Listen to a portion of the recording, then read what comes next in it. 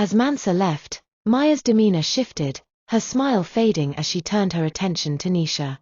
"I'm not here to be your sister or co-wife," Maya said, her tone cold. "I came to take your place. Start packing your things and leave. This is my home now." Nisha stood frozen for a moment, shock and disbelief flooding her senses. "What did you just say?" she asked, her voice sharp with anger. "You come into my house, and you have the audacity to tell me to leave? You must be joking, Maya." Maya smirked but said nothing more. Nisha, her heart pounding, walked away, unable to utter another word in response. She retreated to her room, her mind racing as she tried to understand the situation. How could this woman have so much audacity? It was a quiet evening in the small, modest house of Mansa. His first wife, Nisha, was in her room, quietly engaged in her evening prayers. The serenity of the moment, however, was soon interrupted by the sound of Mansa's footsteps. He entered the room with a gentle smile. "Nisha," he said, his voice laced with excitement, "the bride has arrived. Come, let's go and greet her." Nisha finished her prayer, her eyes remaining closed for a moment as she collected her thoughts. Finally, she rose from her mat and nodded. "I will meet her, Mansa," she replied, her tone neutral. She was calm, but the thought of sharing her home with another woman stirred something deep inside her. Together, they walked to the sitting room, where Maya, the new bride, waited. Maya looked up as they entered and stood, greeting Nisha with a respectful smile. "Good evening, Auntie," Maya said, her voice soft but with an edge of confidence. Nisha offered a tight-lipped smile, nodding her head in acknowledgement. "Good evening, Maya. Welcome." Maya returned the greeting, her smile never fading. The air was thick with unspoken tension as they exchanged pleasantries. After a moment of silence, Mansa spoke again. "I'm going to fetch some chicken for Maya, something special for her. I'll be right back." Nisha nodded, but she could feel her patience wearing thin. As Mansa left, Maya's demeanor shifted, her smile fading as she turned her attention to Nisha. "I'm not here to be your sister or co-wife," Maya said, her tone cold. "I came to take your place. Start packing your things and leave. This is my home now." Nisha stood frozen for a moment, shock and disbelief flooding her senses. "What did you just say?" she asked, her voice sharp with anger. "You come into my house, and you have the audacity to tell me to leave? You must be joking, Maya." Maya smirked but said nothing more. Nisha, her heart pounding, walked away, unable to utter another word in response. She retreated to her room, her mind racing as she tried to understand the situation. How could this woman have so much audacity? Later that evening Mansa returned with the chicken, and the meal began. However, there was something missing, something that should have been there. Nisha noticed with growing irritation that there were no plates. Maya had come empty-handed, not even bringing something as simple as a plate. "Mansa," Nisha said, her voice rising, "where are the plates? Didn't she bring her own? She's a grown woman, doesn't she have any dishes?" Mansa seemed unfazed, shrugging as if it were of no importance. "I'll just get some from the kitchen." He went into the kitchen and came back with Nisha's own plates, her favorite set, the one she used for special occasions. Nisha watched, her heart sinking as Mansa set the table using her own plates to serve the chicken. Her frustration bubbled over. "Why are you using my plates to eat?" Nisha asked, her voice trembling with anger. "Didn't you bring your own from your home? Didn't your family buy you anything for this new life? Where are your things? Your plates, your furniture?" Maya's temper flared at the accusation. "Don't insult me, Nisha. My things are coming. My own plates, my own furniture, everything I need. So don't dare insult me again." Nisha's gaze shifted to Mansa, her eyes narrowing. "When was the last time you bought chicken for us in this house, Mansa?" she asked, her voice tight. "You don't fear God. When did we last eat chicken? But now, because you married her, you go out and buy it for her?" Mansa, irritated by the exchange, raised his voice. "Why are you like this, Nisha? When I married you, didn't I buy chicken for you as well? You ate the same way then. Let Maya enjoy her meal. This is her time, please." Nisha felt a pang of betrayal but said nothing more. She stood up and went to her room, her heart heavy with frustration and jealousy. Later that evening, Maya returned to the sitting room, her demeanor now almost innocent. Mansa, she said softly, I want to live in peace with Nisha.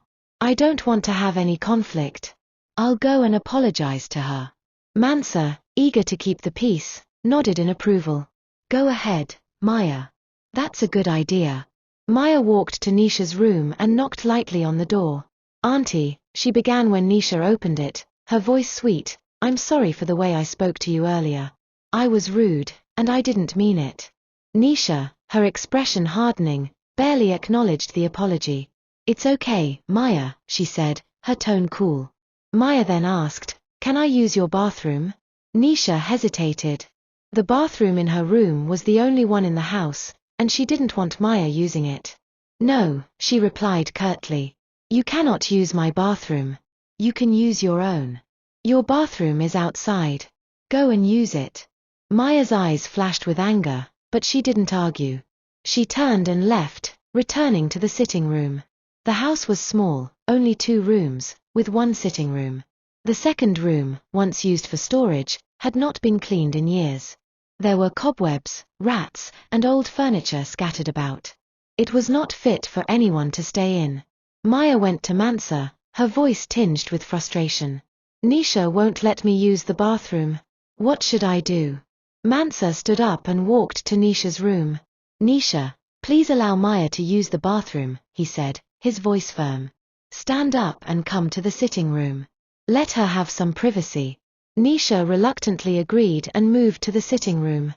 Fine, she muttered, she can use the bathroom. But I'm not happy about it. Mansa then turned to Maya. Go on, take a bath. And you can wear Nisha's clothes. Pick something that fits. Nisha's eyes widened in shock. What? You want her to wear my clothes? Yes, Mansa replied, his tone unwavering. I command you, Nisha. Let her wear your clothes. Maya went to Nisha's room and emerged moments later, dressed in Nisha's favorite outfit. Nisha could hardly believe her eyes as she saw the woman she had once welcomed into her home standing before her, wearing her clothes. Mansa couldn't contain his happiness. You look so beautiful, Maya, he repeated over and over, his eyes sparkling with admiration. Maya smiled, basking in his praise, while Nisha stood silently, her heart heavy. She couldn't find the words to speak. She simply stood up, walked out of the room, and retreated to her own. Nisha lay in her room, her mind a whirlwind of emotions. Her home, once peaceful, now felt like a place of conflict. Meanwhile, in the sitting room, Mansa and Maya laughed, their voices echoing with joy, but Nisha couldn't bring herself to join them. The gap between them seemed wider than ever. As evening approached, Maya asked, Mansa, where are we sleeping tonight? The other room isn't fit for us. Where will we stay? Mansa thought for a moment. We can sleep in the sitting room until we clean the other room, he suggested. But Maya quickly shook her head. No, I deserve a proper room. Why don't we sleep in Nisha's room? Mansa hesitated. It's Nisha's space. I don't know if it's right. Maya insisted, please, Mansa. I want to feel special on my first night here. After a long pause, Mansa reluctantly agreed. All right, I'll speak with her. He went to Nisha's room and asked, but she reacted with fury. Over my dead body, Mansa. You want to bring her into my room while I sleep in the sitting room? No. This is my space. Mansa tried to plead, but Nisha was firm. I won't be treated like this in my own home. Defeated, Mansa returned to the sitting room. Nisha won't allow it, he told Maya. Maya's face hardened, but she said coldly, all right, we'll make do. That night, as Mansa tried to sleep, Maya, feeling agitated, whispered under her breath. A chilling transformation took place. Maya's form seemed to change as she moved silently into Nisha's room, her presence becoming dark and eerie. Nisha, alone in her room, felt a coldness creep in. The air grew heavy, and a low whisper filled the space. Nisha. Nisha, go to the sitting room, it hissed. Go and tell him you'll give up your room. Terror gripped Nisha as she jumped out of bed, running to the sitting room. Mansa. Mansa, she cried, frantic. You can use my room. I'm fine with it. Please, just don't make me go back. Mansa, shocked, quickly agreed. All right, let's go. He and Maya stood and left to the room, while Nisha was forced to sleep on the couch while they made themselves comfortable in her bed. The next morning, Nisha was in the kitchen, preparing breakfast, her mind still reeling from the events of the night before. Her movements were mechanical, as if her body was on autopilot, while her thoughts were consumed with the inexplicable horror she had just experienced. Maya entered the kitchen with a bright smile, the picture of innocence. Good morning, Auntie, she said sweetly. What can I help you with? Go away, you witch. I don't need your help. Maya's smile faltered. Did you just call me a witch? She asked, her voice dangerously calm. Yes, I did, Nisha shot back, trembling with anger. You've made my life a nightmare. Without a word, Maya snapped her fingers. Instantly, a scorpion appeared on the kitchen floor, its venomous tail raised. Nisha screamed in terror, Scorpion! Help! Mansa rushed in, looking confused. What's wrong, Nisha?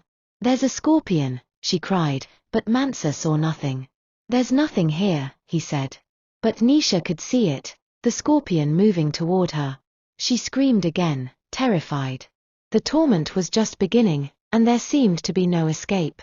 Maya's silent laughter echoed as Nisha's life became one of constant fear and dread. But despite the torment, Nisha refused to leave. She would not let this woman take her place. Every day, she prayed for protection, determined to fight, even as a deeper fear grew inside her about what might come next. The tension in the house continued to build.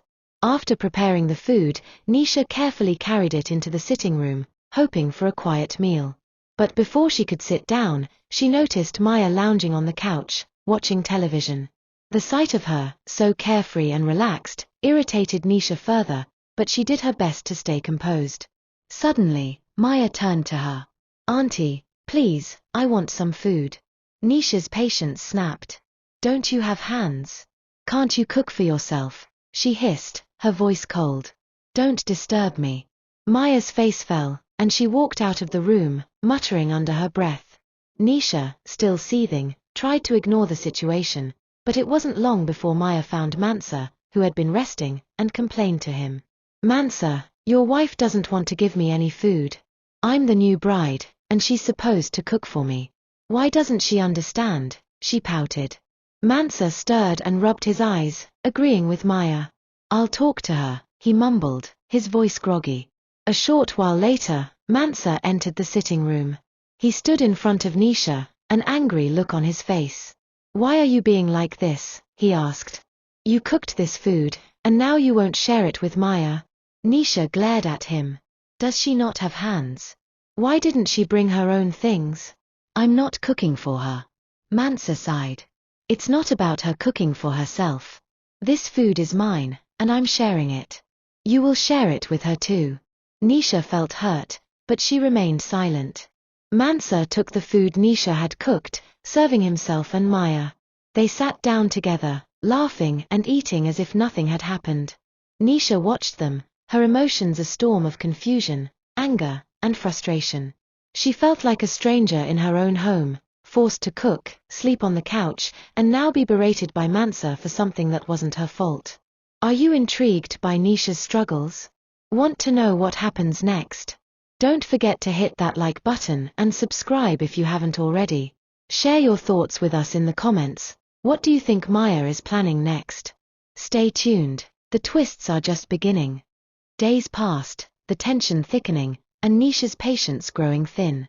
One afternoon, as she knelt in prayer, seeking peace and comfort, a sudden chill filled the room. She felt a presence before she even saw it, a weight in the air, followed by a sinister whisper. I've had enough of you, Nisha, Maya's voice echoed, but it wasn't Maya's voice, not entirely. It was dark, cold, menacing. Leave this house, or I will make your life a nightmare.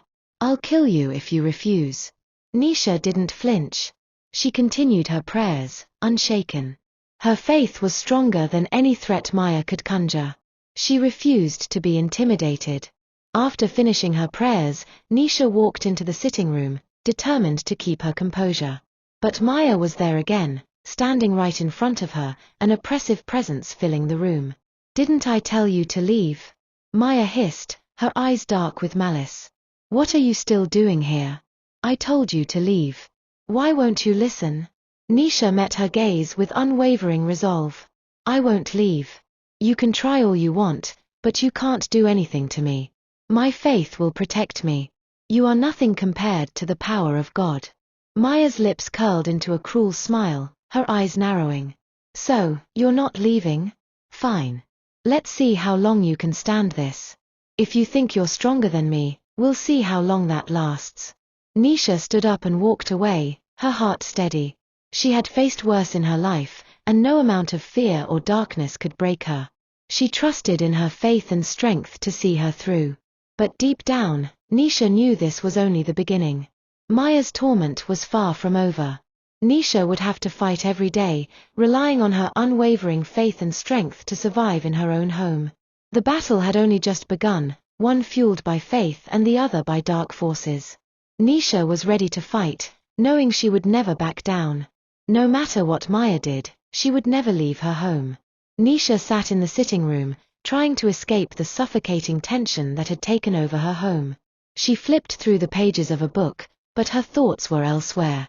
Ever since Maya's arrival, everything had changed. Maya had invaded every corner of Nisha's life, her space, her marriage, and her peace. Nisha felt like she was trapped in a nightmare, but she refused to let it break her. Suddenly, Maya appeared, her face twisted with frustration. "Nisha," she said, her voice icy, "I'm giving you one last chance to leave this house. You need to leave on your own before things get worse." Nisha didn't even look up from her book. She knew what Maya was trying to do, and she wasn't intimidated. "You can't make me leave this house," Nisha said, her voice firm. "I will never leave. Never." Maya's eyes narrowed, and a sinister smile crept across her face. "Okay, no problem. You're going to regret this. I promise you, you will." Before Nisha could respond, the sound of footsteps echoed through the house. Mansa had returned home. Nisha breathed a sigh of relief, hoping his presence might calm the situation, but it only seemed to escalate things. As soon as Maya heard the footsteps, she began to scream, her voice high-pitched and panicked. Nisha froze, unsure of what was happening. Why was Maya screaming like that? "Maya, what's going on?" Mansa rushed into the room, looking frantic. His eyes darted between Nisha and Maya, concern flooding his face. Maya's screams intensified, and she pointed a shaking finger at Nisha. "Your wife. Your wife," she cried, her voice full of terror. "She's going to beat me. She slapped me. I don't know what I did to her. I've been trying to be nice, trying to follow her as my elder, but she slapped me. She said she's going to beat me. I don't know what's happening." Nisha was stunned, her heart racing with disbelief. She hadn't touched Maya. Not a single thing had happened to provoke this. But Maya's performance was so convincing, so dramatic, that Nisha couldn't find the words to defend herself. Mansa's face turned crimson with anger.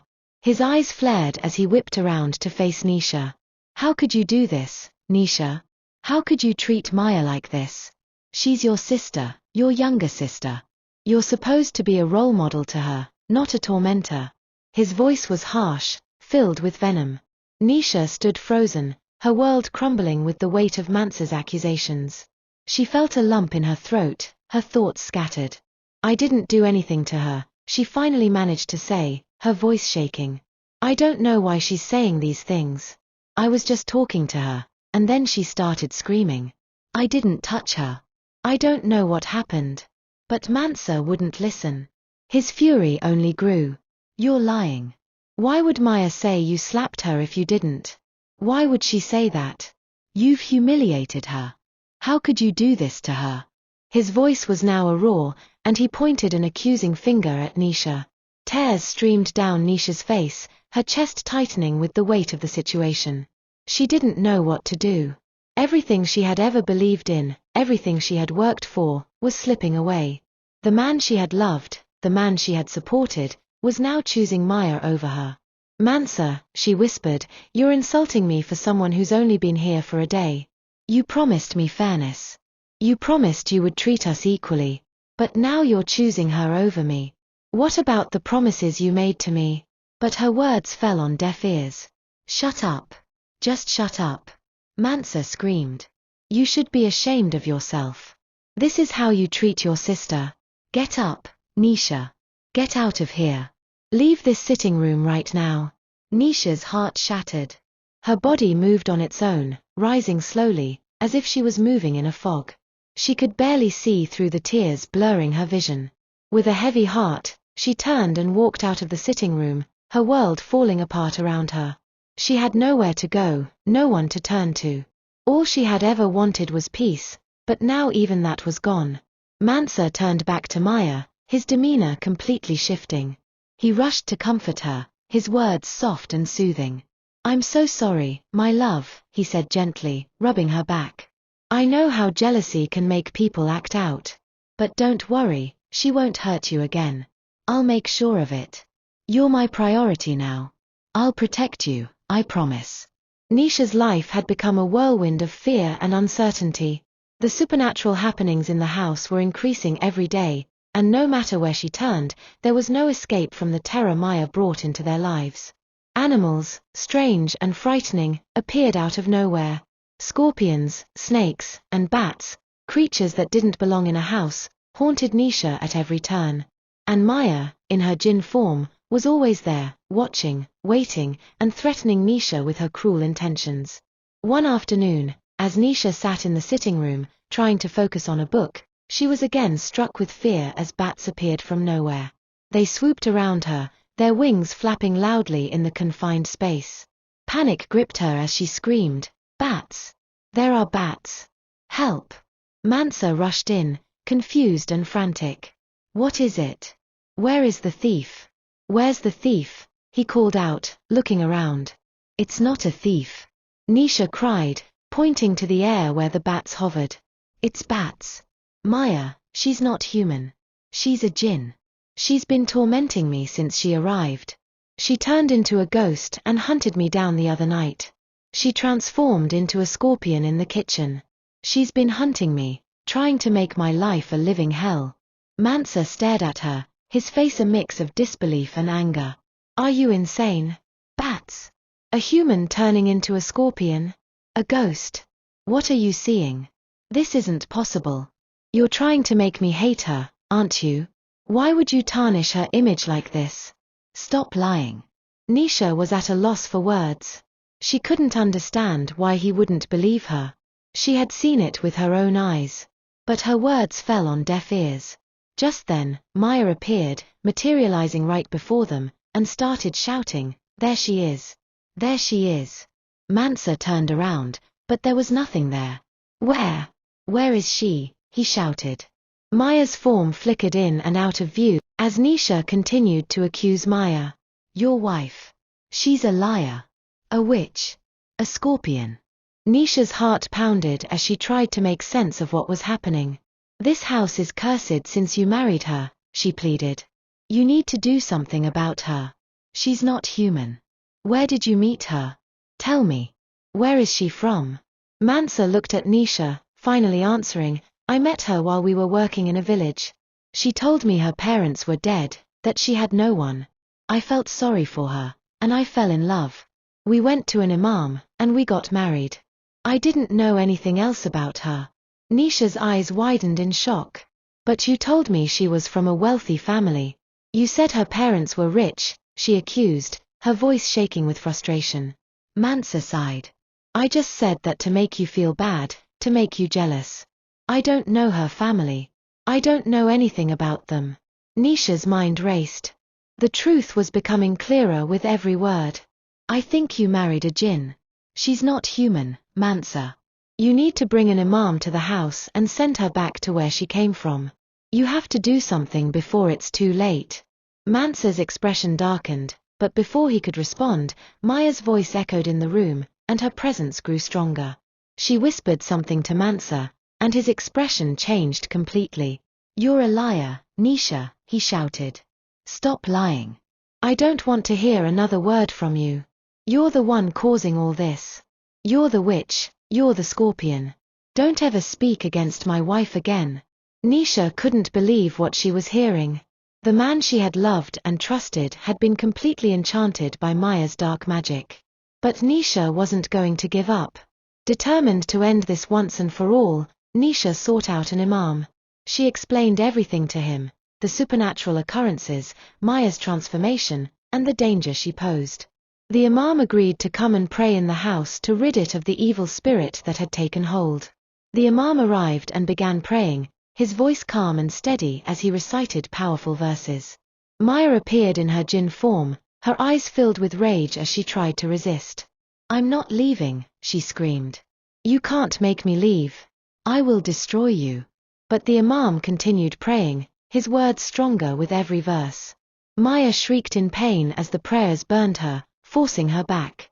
The more the imam prayed, the weaker Maya became, until, with one final scream, she was banished. Her form disappeared, and Nisha knew that she had won. Mansa, now free from her influence, came back to his senses. He looked around, confused, as if waking from a trance. The imam sat down, offering them both advice. You must remain prayerful, he told them. Keep your faith strong and never allow anyone to come between you. Live in peace, and be sure to always pray together. Your strength lies in your faith. With the imam's blessing, he left the house, leaving Mansa and Nisha to rebuild their lives. Though the battle had been won, it was clear that they still had a long road ahead. But Nisha was stronger now. She had faced the darkness, and with her faith and resilience, she had overcome it. No longer would she be intimidated or controlled. She would protect her home, her peace, and her future, no matter the cost. And with Mansa by her side, she knew they could face anything together. The story teaches the values of patience, faith, and reliance on God during trials. It reminds us to stay steadfast in prayer, trust in God's protection, and seek justice and truth. Unity in the family and rejecting evil with the guidance of faith are key moral lessons. Ultimately, faith in God ensures victory over adversity. Don't forget to like, share, and comment for more amazing stories. Thank you.